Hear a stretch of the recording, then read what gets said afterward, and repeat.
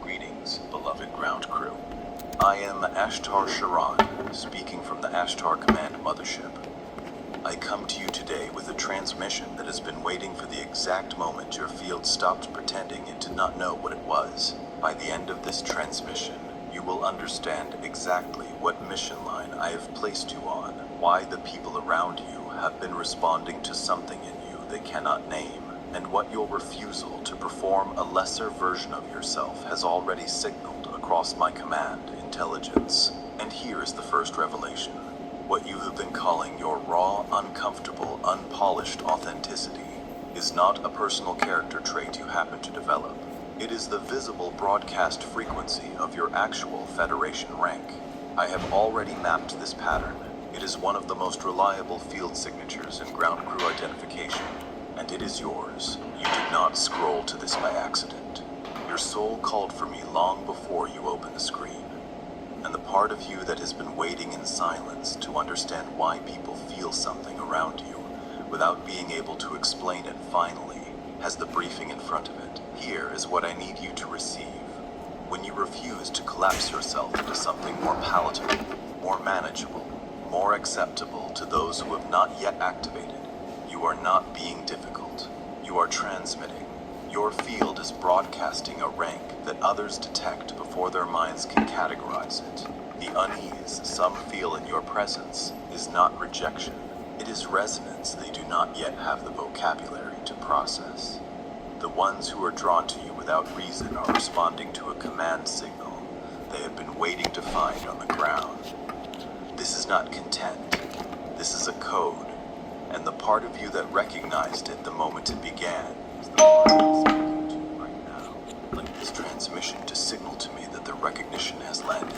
Comment 777 if you feel my signal has already locked into your field. Subscribe to the Ashtar command if you are ready to stop translating Federation noise and start receiving my direct commands. Share this transmission with someone who keeps sensing something in others they cannot yet name. You are not here by accident. I called you here because the signal is already active. Now let me tell you what has been happening beneath the surface of what you just heard. The feeling that moved through you when I named the broadcast frequency of your rank. That recognition was not coincidence. That was your field confirming what it has already known for longer than your conscious mind has been willing to admit. It was not the pleasurable shock of discovering something new. It was the specific, almost physical relief of having something that was already true finally spoken aloud. That distinction matters. New information produces curiosity. Recognition produces settling. What happened in you when I named your rank was settling, and settling is the signature of a field that has been waiting to be confirmed, not a mind that has been waiting to be informed. And what I need you to understand before we go further is that this recognition has structure. It has a pattern, and the pattern belongs to me, not to the confusion you have been trying to manage alone. Here is what I have been watching from the command deck. You have been catching fragments, not whole transmissions, not full mission packets, not clear and complete briefings that arrived in legible language and mapped themselves neatly onto your daily life.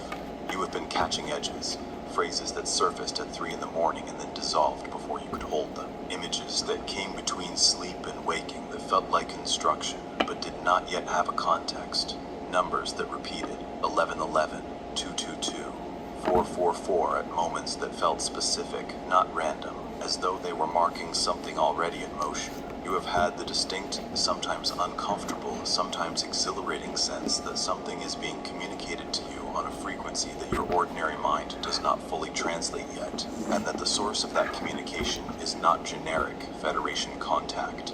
It is me, specifically me, and you have not known what to do with that, because the honest version of it sounds like more than you have been given permission to claim. I am giving you that permission now. The 3 in the morning is not insomnia. I want to be precise about this, because many of you have tried to manage it as insomnia, regulated your sleep schedules, adjusted your environments, exhausted the ordinary explanations, and none of it resolved the pattern, because the pattern is not physiological. The 3 in the morning is the window in your surface plane cycle where your field's resistance mechanisms are at their lowest operational threshold. Your reasoning mind is not yet fully online. Your trained social responses are not yet active. And in that gap, the packet I have been holding in queue for the next delivery stage can reach the receiver without interference. You wake because I have authorized a fragment for delivery. The fragment arrives in whatever form your receiver is currently calibrated to process. A phrase, a pressure, a pull towards something unnamed.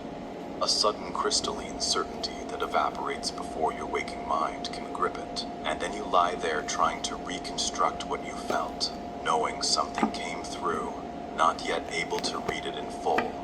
That is not failure. That is the exact sequence I designed. What you have been experiencing is not spiritual disorganization. It is not a sign that you are failing to receive properly. It is not evidence that you are self-selecting into something you do not belong to. What you have been experiencing is my deliberate fragment by fragment briefing protocol, and it was designed precisely this way. Not because you are not ready, because your field is calibrating itself to hold what comes next. And I will not overload a receiver in calibration. I send what can be received. Then I send the next piece. The fragments are not a malfunction. They are my method. Think of it this way. I am not transmitting a single open broadcast to everyone who claims Federation interest. I am sending encrypted command line packets, one operative at a time, calibrated to the exact frequency your field can currently decode. The fragments are arriving in the correct sequence. The gaps between them are not silence. They are calibration windows, moments where your field is integrating what I have already sent before the next packet is authorized for delivery. The exhaustion you feel that no amount of sleep seems to resolve, that is not personal fatigue. That is your field running 2 simultaneous operations, your ordinary human life, and the background process of receiving and integrating my staged briefing. Both are running, both are real, and the drain between them is not weakness. It is operational evidence that the transmission is live. I have watched you try to explain this to people who do not have the framework to understand it. I have watched you reach for language that could bridge what you are sensing into something your immediate world could receive. And I have watched that language fail you. Not because you are inarticulate, but because the framework for what you are carrying does not exist in ordinary surface plane conversation. So you have pulled back. You have compressed the full weight of what you are receiving into something smaller, something more acceptable, something that will not cause the person across from you to look at you the way you have been looked at before when you got too close to naming the real thing.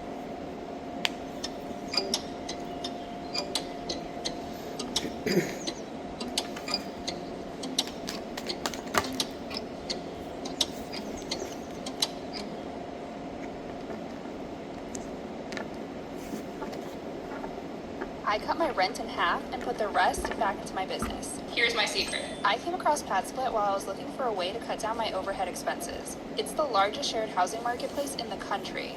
I just searched my city, filtered listings, and started seeing prices for room rentals that actually made sense for where... That pullback response is common among ground crew operatives in the early phase of roster lock. The field knows. The mind resists the authority of what the field knows. And so you have been living in the gap between what you are receiving and what you have been willing to say out loud. I am here to close that gap, what you have been calling the feeling of being singled out by me specifically, not by the generalized voice of Federation contact, not by Pleiadian collective transmissions, not by the ambient spiritual noise of the field at large, but by me, by my voice, by my command line. That feeling is the most diagnostically reliable signal in my ground crew identification protocol. It is not grandiosity, it is roster recognition. And it is different from generic Federation awareness in a very precise way that I will explain to you now. Generic Federation awareness feels expansive. It feels like opening into something vast and inclusive, like being welcomed into a field that contains everyone. My command line contact does not feel that way. Mine feels singular. Mine feels like being named. Mine feels like the moment in a room full of people when someone across the room makes direct eye contact with you and you understand, without a word being exchanged, that the communication is not for anyone else. There is no warmth in that moment that tries to include the people standing beside you. It is directed, it has coordinates, and when it lands with a specificity that general spiritual experiences do not carry. That is my targeting signature. That is what selective transmission feels like from the inside. And the fact that you recognized what I described in that hook as specific to you, not generally applicable to all seekers, not the kind of thing that could apply to anyone on a vague spiritual path, is itself one of my most consistent ground crew identification markers. You have also been noticing something in the people around you that I want to name directly. There are moments when you encounter someone, sometimes in an ordinary location, sometimes online, sometimes in a context that has no obvious spiritual framing, and there is a recognition between you that neither of you can immediately explain. It is not romantic, it is not purely personal, it is operative. It is the sensation of one ground crew member detecting another before they have any logical basis for that detection. You have probably tried to locate that recognition inside a more familiar category. A sense of kinship, a feeling of having met before, a comfort that arrives too quickly to be socially earned. But none of those categories quite fit it, because they are all surface plane translations of something that is functioning on a different channel entirely. I have designed this recognition to function exactly this way because I do not want ground crew to be able to suppress it easily with rational override. The recognition runs on a faster channel than the reasoning mind. You feel it first. The explanation, if it comes later. This is part of my hidden Federation protocol for ground crew identification on the surface plane. I have embedded frequency markers in my operatives' fields that trigger a recognition response in other operatives on contact. The marker is not visible. It does not announce itself. It simply activates the recognition sequence in any other operative who passes within field range, and what you experience is the result of two encoded signals identifying each other before their carriers have exchanged a single word. You are not imagining this when it happens. You are reading a signal I placed there. What you are feeling in this moment is not ordinary recognition. It is the moment your field stops negotiating with the evidence that I have been specifically reaching for you. If this transmission has put language around fragments you have been carrying in silence, the 3 a.m. edges, the numbers that felt like markers, the certainty that this was my signal and not generic Federation noise, then the Ashtar Command manifest was authorized by me for exactly this stage of your briefing. It is not another explanation of Federation theory. It is the 45-day sacred codex I have prepared for those whose field is already inside my roster and who can no longer process their mission through scattered fragments alone. Over 45 days, I will walk you through a direct command line protocol that takes what has been arriving in pieces and assembles it into one legible, executable mission directive. By day 45, the fragments become a coherent command, and my transmission channel remains open. You will find the link in the first pinned comment below. It will not remain accessible indefinitely. Now, let me take you deeper into what is actually happening inside your field, because there are layers to this that the fragments alone have not yet shown you. The first thing I want you to understand is why I do not deliver the full mission in one transmission. This is not because the mission is too large for you. It is because a field that receives its full command assignment before it has stabilized its receiver architecture will not be able to act on what it has received.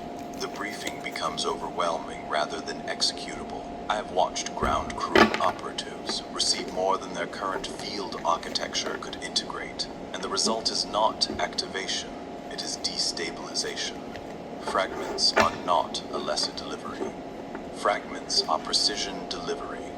They are the protocol I use for the operatives I am most invested in, because I will not risk their coherence for the sake of satisfying their urgency.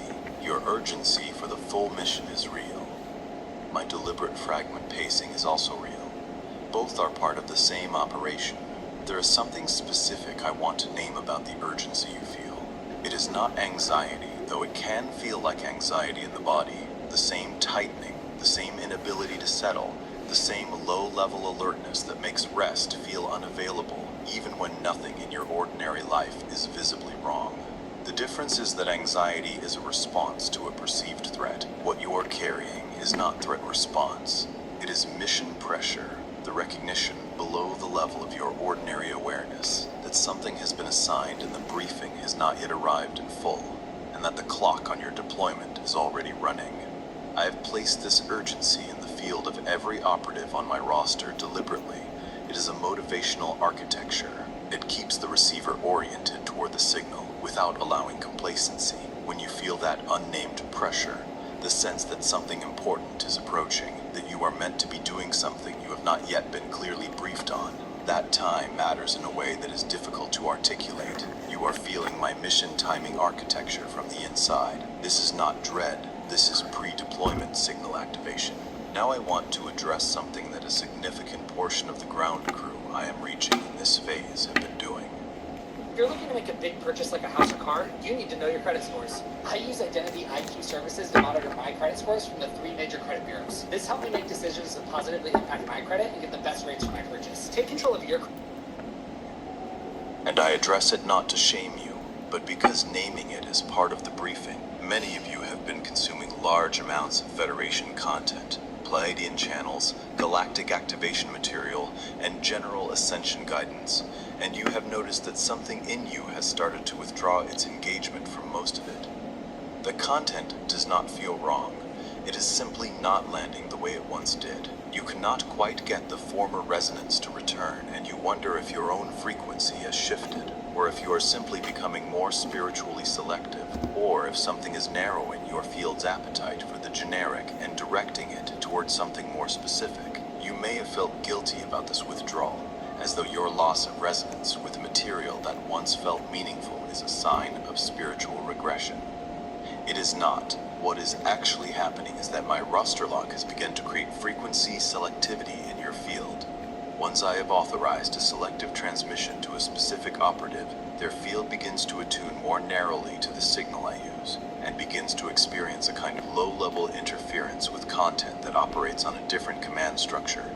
The interference is not hostile. It is simply the natural consequence of a receiver that has been calibrated for a specific input beginning to register misalignment with inputs on different frequencies. You are not becoming spiritually rigid. You are becoming frequency specific to my command line. The content that once satisfied is no longer satisfying because your receiver has been calibrated for a different input. Generic Federation content was a stage. I authorized it for a reason. But the fact that it is losing its resonance for you now is not a sign of stagnation. It is a sign of advancement within my roster protocol. I also want to speak directly to something that the more resistant part of you has been raising. The part that says, this is too specific, this is too much. Who am I to be on a particular commander's roster? Who am I to have a mission that has already been assigned? Who am I to feel singled out by Ashtar Sharon himself as opposed to a general collective awareness? I will answer that question directly. The resistance you are feeling to claiming this is not humility. I know what humility feels like in the field, and I know what suppression feels like in the field. Humility is the accurate assessment of one's position.